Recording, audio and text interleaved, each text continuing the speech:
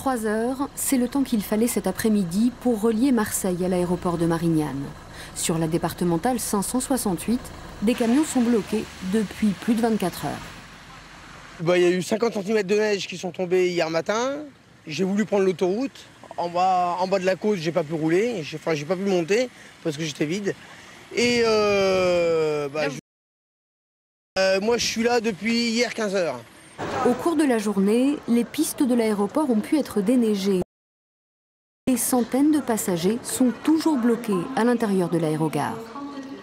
On nous dit toujours qu'on partira, on part jamais. Alors, moi là maintenant, j'ai téléphoné à des gens pour voir s'ils peuvent venir nous chercher, mais tout était bloqué, que certainement personne ne pouvait passer. Donc, on a le choix. Il n'y a pas de pris d'assaut. En fin d'après-midi, un premier avion a pu décoller de Marignane. D'autres pourraient suivre dans la soirée pour permettre d'évacuer les 300 passagers bloqués depuis hier, à condition que le personnel navigant soit en mesure d'accéder à l'aéroport. Nous avons dû annuler des vols au départ cet après-midi jusqu'en fin de soirée parce que en fait, les personnels qu'on attendait pour servir ces avions et ces passagers à l'enregistrement n'étaient pas là.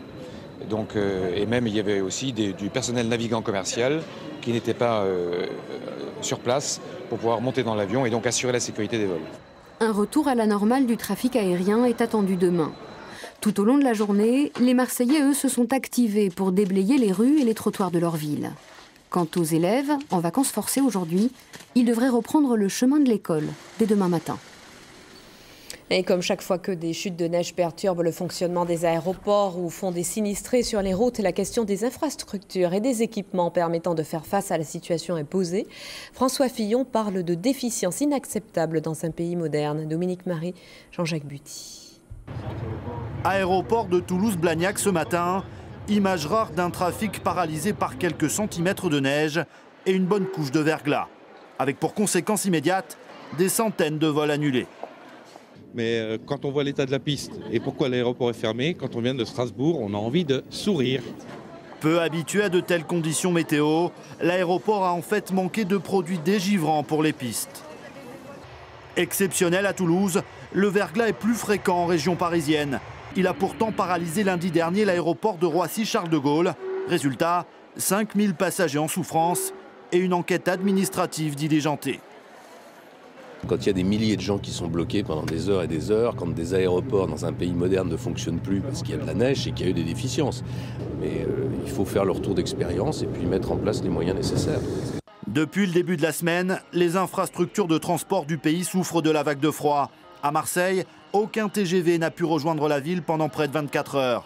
L'année dernière, un rapport parlementaire s'était alarmé de l'état du réseau SNCF. Les moyens nécessaires n'ont pas été mis par l'État dans l'entretien de ce réseau. On a fait trop de petits entretiens et pas de régénération de voies. Donc naturellement, quand les conditions climatiques ne sont pas bonnes, ça apparaît plus encore. À Marseille, hier, la ville a été totalement bloquée, pas vraiment préparée à subir de telles chutes de neige. On a fait avec les moyens qu'on a, étant donné que c'est des phénomènes exceptionnels, c'est vrai que c'est pas évident de gérer un phénomène comme ça. La vague de neige avait pourtant été annoncée. Devant une telle pagaille, le ministre de l'Intérieur et le ministre des Transports ont annoncé l'envoi d'une mission d'inspection dans les Bouches-du-Rhône. Conséquence inattendue des